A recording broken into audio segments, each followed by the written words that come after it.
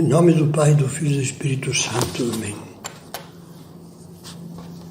Vinde, Espírito Santo, enchei os corações dos vossos fiéis e acendei neles o fogo do vosso amor.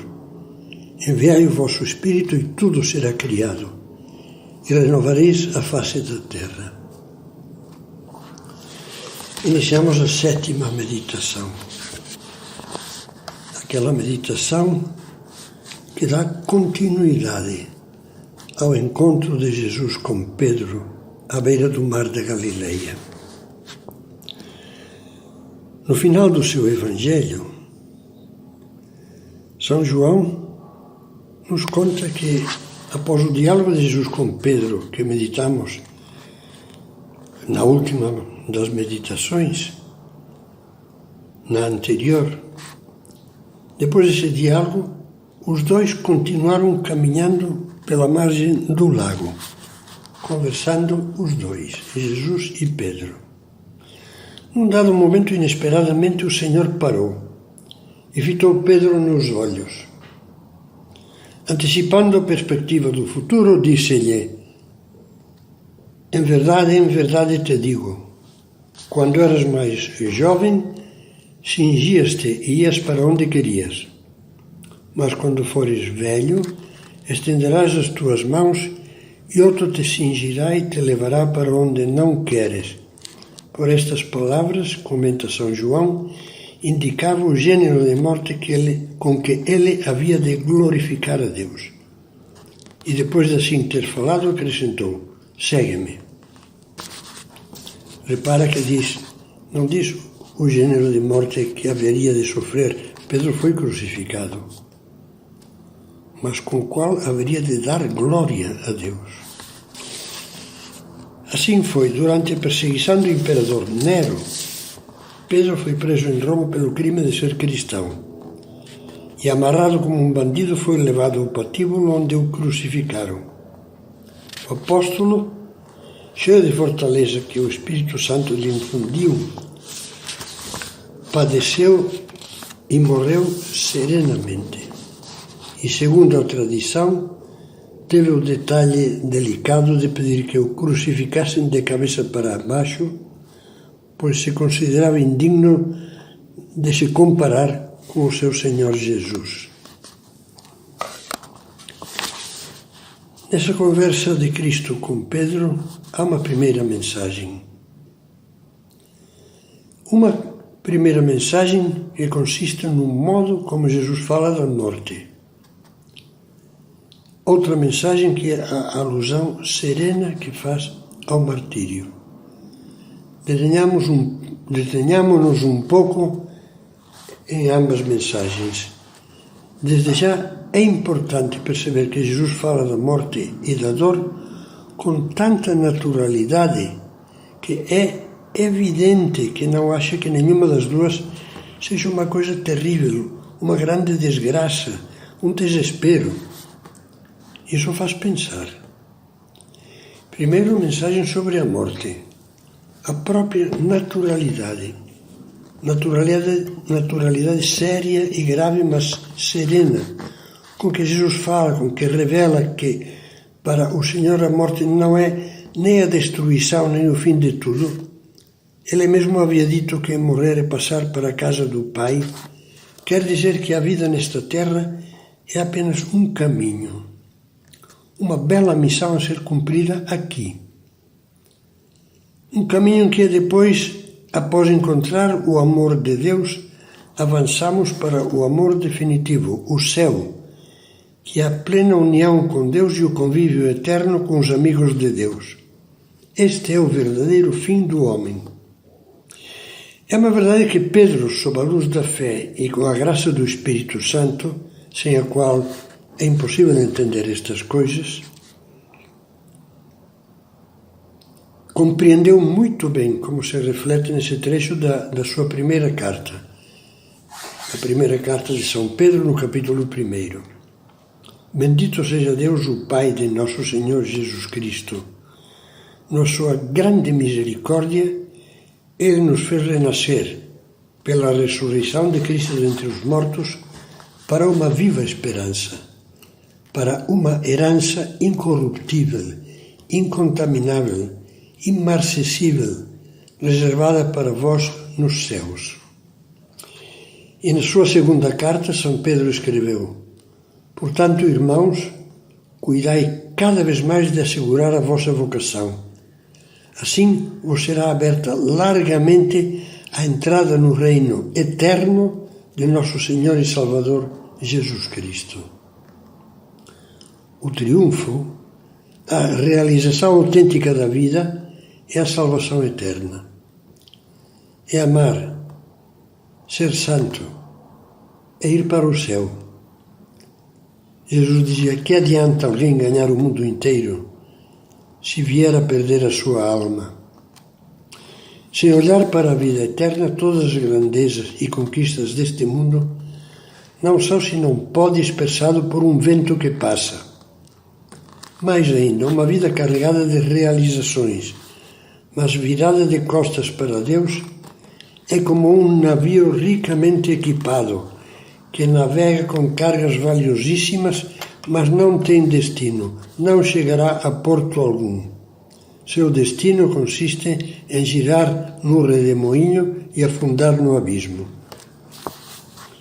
A segunda mensagem de que falávamos é a paz com que Jesus fala da dor, do futuro martírio de Pedro, como de um bem, considerando como um modo de dar glória a Deus. O próprio Pedro chegará a ver o sofrimento, com a força da fé e do amor, como um verdadeiro tesouro. Há aqueles cristãos do século I perseguidos de morte pelo imperador. Muitos foram queimados vivos como tochas na perseguição de Nero para iluminar macabramente a cidade de Roma. A esses primeiros cristãos escrevi-lhes dizendo que seus padecimentos é a prova a que é submetida a vossa fé, mais preciosa do que o ouro perecível.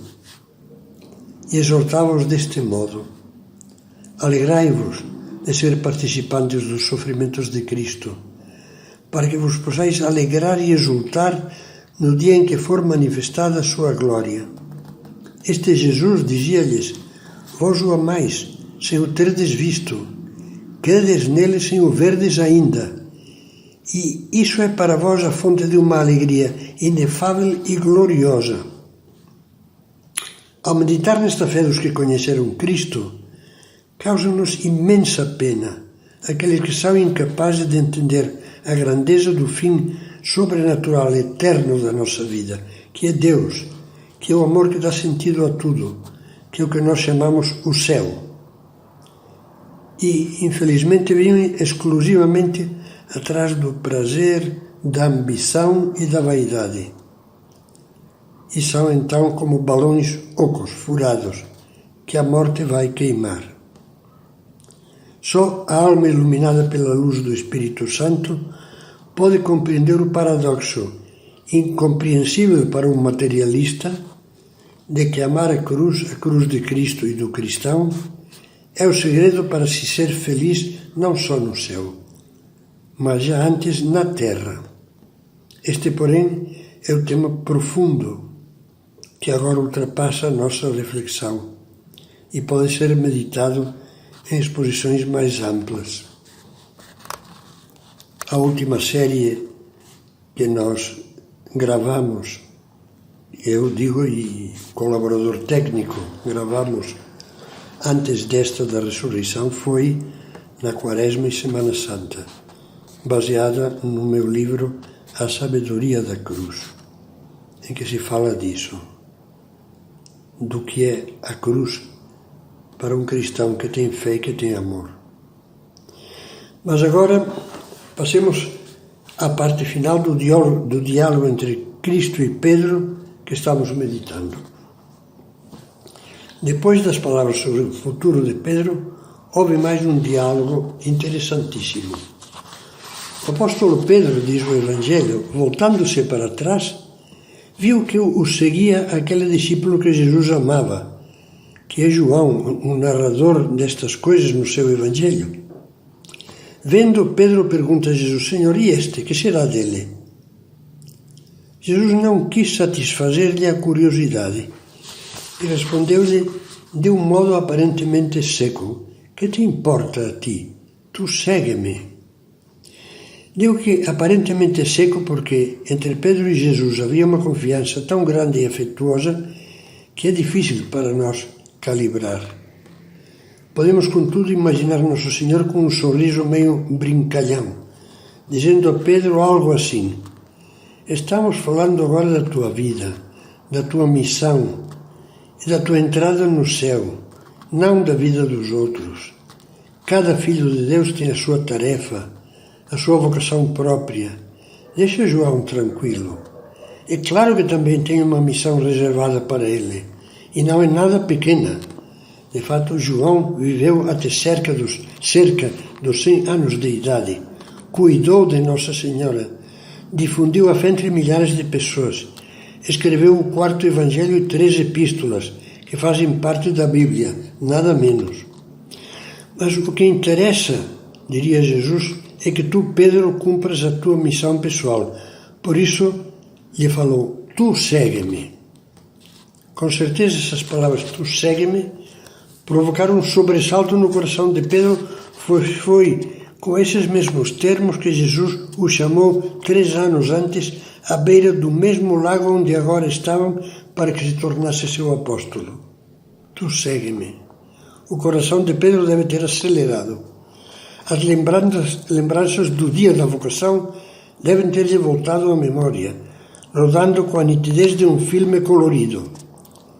Na realidade, havia uma correspondência significativa, querida por Cristo, entre aquele dia remoto do primeiro chamado e esse dia do diálogo com a ressurreição, com o ressuscitado.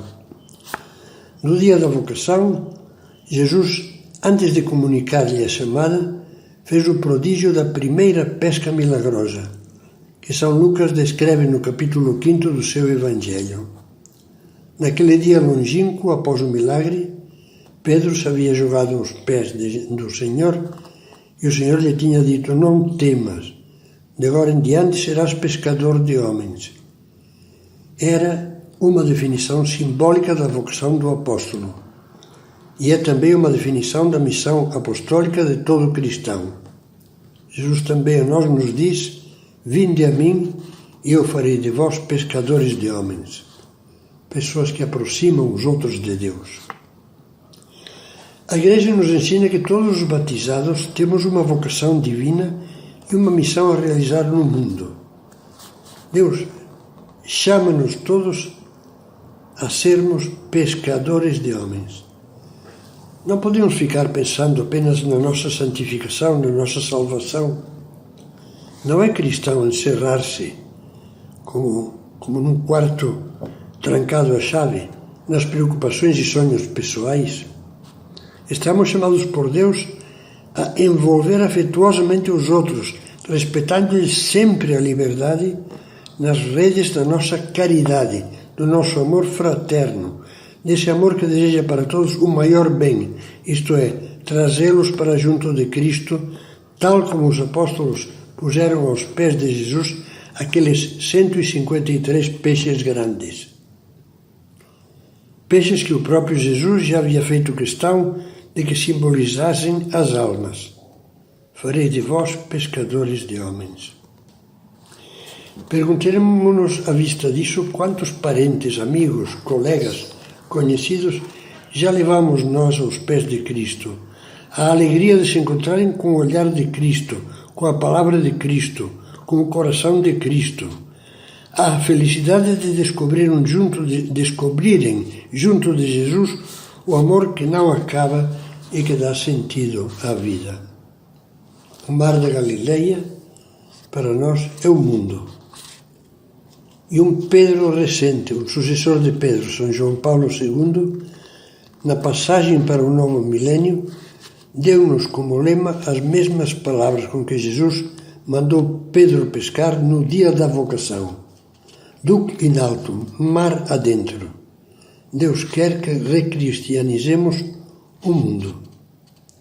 Por incrível que pareça, Deus que é tudo e fez tudo, quer contar conosco para estender pelo mundo os frutos da redenção que Jesus conquistou para nós na cruz ao preço do seu sangue. Ele quer que o reino de Deus também dependa de nós, do nosso exemplo, do nosso empenho em difundir a doutrina cristã, do nosso apostolado pessoal, feito com a palavra compreensiva, com a confidência amiga, com o conselho leal. Mar adentro. Sigamos em frente, com esperança, escreveu São João Paulo II na carta apostólica sobre o novo milênio. Dizia: diante da Igreja abre-se um novo milênio como um vasto oceano onde aventurar-se com a ajuda de Cristo. O mandato missionário introduz-nos no terceiro milênio, convidando-nos a ter o mesmo entusiasmo dos cristãos da primeira hora. Podemos contar com a força do mesmo Espírito Santo que foi derramado no dia de Pentecostes e nos impele hoje, a partir de novo, sustentados pela esperança que não nos deixa confundidos, como diz São Paulo.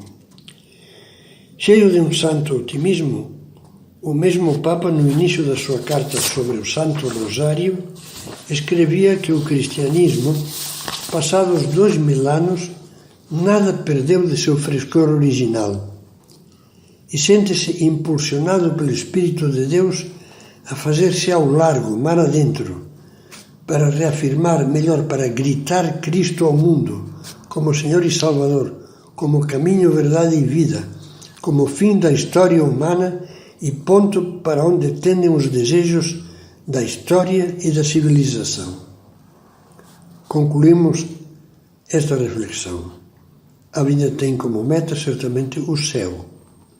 Mas antes de chegarmos ao céu, é preciso que, apoiados em Deus e com a sua graça, arregacemos as mangas e realizemos muitas coisas na terra.